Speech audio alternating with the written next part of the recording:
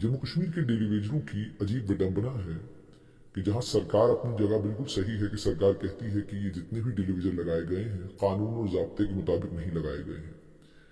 इन daily वेजरों को जिन लोगों ने नौकरियां दी उन लोगों ने अपने दौर में नौकरी दी और SSRB या PSC या किसी और इंस्टीट्यूशन के जरिए ये लोग सरकार का हिस्सा नहीं बने हैं, बल्कि इन्हें सरकार का हिस्सा बनाया गया है इनकी एप्लीकेशन के ऊपर एप्लीकेशन मार्क करके इन्हें नौकरी देकर। अब परेशानी ये है कि एक आदमी अपनी जिंदगी का बेशतर हिस्सा और लगभग अपनी जिंदगी पूरी खत्म करता है डिपार्टमेंट में। मेरे साथ गुलाम हसन साहब हैं, ये किश्तवाड़ से ताल्लुक रखते हैं। 33 साल से ये फॉरेस्ट डिपार्टमेंट में डिलीवरी के तौर पर कैजुअल के तौर पर काम कर रहे हैं। क्या कुछ आप सभी के अब 33 साल के बाद अब बिल्कुल ये रिटायरमेंट के करीब है और अब इन्हें ये परेशानी लाहक हुई है कि जो मेरा बेटा है उसकी टांग ठीक नहीं है, उसका मैंने इलाज कराना है और जो एक रोजी रोटी का मेरा जरिया था वो ये इस फॉरेस्ट डिपार्टमेंट में डिलीवरी के तौर पे काम करना, जब ये भी मुझसे अब 6 महीने बाद छिन जाएगा तो मैं अपने बेटे को खिलाऊंगा क्या? मैं अपने बेटे की तीमारदारी कैसे करूंगा? मैं अपनी जिंदगी को आगे बढ़ाऊंगा कैसे?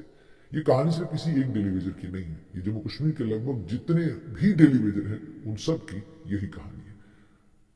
मेरे साथ गुलाम हसन साहब, मुझे सबसे पहले ये बताइए किस साल आप जो है फॉरेस्ट डिपार्टमेंट में मुलाजिम हुए? 24/6/92 को।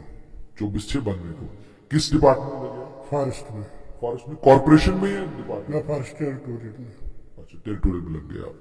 तो जिस वक्त आपकी मुलाजमत लगी वो तो उसी तरीके से लगी होगी कि आपने एप्लीकेशन दी और उसके अगेंस्ट आपको लगाया गया? हाँ, बाज़ाब्ता ऑर्डर हुआ।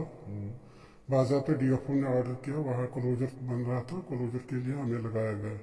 बहुत सारे लड़कों को लगाया, जो मैं भी लगा था उसमें। टोटल कितने लड़के लगे? टोटल लगे हैं कोई 100 के करीब। अच्छा, 100। जिसमें बहुत सारे लड़के मर गए हैं, कुछ रिटायर हो गए हैं। कितने मर गए? अंदाजे के तौर पर 8-9 लड़के मर भी गए होंगे। 8-9 लड़के मर गए। मुलाजिम पक्के कितने हुए आपके साथ वाले? हमारे साथ वाले को 20-22 लड़के परमिट हुए पहले 2000 में, और 2000 के बाद कोई भी परमिट नहीं हुआ। यानी आज साल 2024 है, कितने लड़के हैं जो आपके साथ हैं और जो परमानेंट नहीं है? जिस फाइल में, जो कोर्ट में मेरी फाइल है, उसमें 16 लड़के हैं और 16 लड़कों को जब से लगे हैं आज तक, वो कुछ 91 से लगे हैं, कुछ 92 के लगे हैं और 93 से पहले के सारे लगे हैं और पूरे डेली वेजर हैं वो। तो ज़ाब्ते के तहत लगे हैं, आज तक वो नौकरी का हमें कोई ब्रेक नहीं है, ना ही कोई तनख्वाह गवर्नमेंट के पास बकाया है। मगर हमें अफसोस ये हो रहा है कि हमारा बच्चा इस वक्त बीमार है। मैं सोच रहा था कल परमिट होगा, कल परसों होगा, ताकि मुझे लड़के का इलाज करना था। इस वक्त मैं मजबूर हुआ कि मेरा लड़का इस वक्त JNK में कोई इलाज ही नहीं हो रहा है, उसको जाना है दिल्ली। मैं रो रहा हूँ, मैं कहाँ से पैसा लाऊंगा और उसका इलाज करूँगा।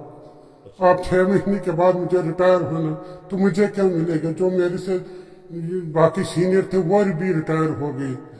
तो मैं डिवीजन से लेकर कंसर्वेटर, PC ऑफिस, चीफ ऑफिस, ये सारे हमें कोर्ट में भी लिख कर दे रहे, हाँ जी ये SRO डिजर्व करते हैं। मुझे समझ नहीं आ रही है, फॉरेस्ट कमिश्नर और फाइनेंस कमिश्नर ये लिंगरान क्यों कर रहा है, क्या कर रहे हैं वहाँ, हमें ये समझ नहीं आया। 20 साल 30 साल में ये क्या कर रहे हैं? हम इंसाफ चाहते हैं, हमारे साथ इंसाफ होना चाहिए। यानी आप ये चाहते हैं कि अगर आपके साथ वाले कुछ, आप कह रहे हैं 20 के करीब लोग पक्के हुए हैं, तो हमें पक्का अभी तक क्यों नहीं किया? SRO 64 और इससे अलावा SRO 520 को लेकर पिछले जो चीफ सेक्रेटरी साहब थे उनका साफ तौर पर ये मानना था कि मैं अपने वक्त में किसी ऐसे मुलाजिम को पक्का नहीं करूंगा जो ज़ाब्ते के तहत नहीं आया है। अब जो चीफ सेक्रेटरी साहब हैं डॉक्टर अटल डुल्लू, इनका साफ तौर पर ये मानना है कि नहीं ठीक है, जो SRO 64 में लगा, SRO 520 में लगा, हम इनके केसेस को देखेंगे और अगर हुकूमत ने कभी कोई कमेटी बनाई थी इनकी रेगुलराइजेशन के लिए, हम उसको रिवाइव करेंगे। ये उन्होंने इस पर ये बात की है, लेकिन अभी इसका कोई सरकारी ऑर्डर नहीं आया, क्लियरेंस कोई। तो आपसे ये जानना चाहूंगा, आपकी तवक्का हुकूमत से क्या? हमारी तवक्का है कि अटल डुल्लू साहब पहले फॉरेस्ट कमिश्नर थे उस वक्त जब हमारी फाइल चल रही थी, उसने बहुत जोर दिया था इसको और फाइनेंस ने ये रिजेक्ट कर लिया, बार बार रिजेक्ट किया। फाइनेंस डिपार्टमेंट में ही हमें अड़चन डालता है।